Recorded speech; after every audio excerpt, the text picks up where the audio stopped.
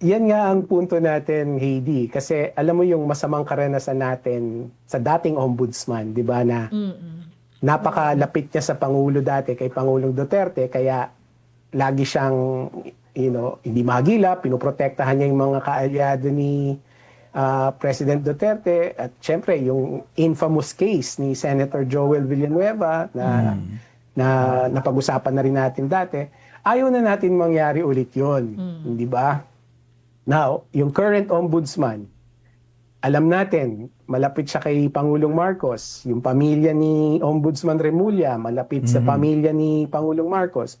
That's a fact. Hindi na natin pwedeng i-deny yun. So, what's our response? Our response is dapat lalo tayong mas maging, mapagmatsyag. Hindi natin pwedeng pabayaan na lang na, sige, bayaan na lang natin siya, gagawin na niya yung trabaho niya. Hindi ganun, no? Hindi dapat ganun. Kasi otherwise, magugulat na lang naman tayo na, oops, dismiss na pala yung kaso. Isa-isang nalalagas Oops, sa mga kaso. Sagutin mo na yung tanong ni Heidi Eto na. kanina.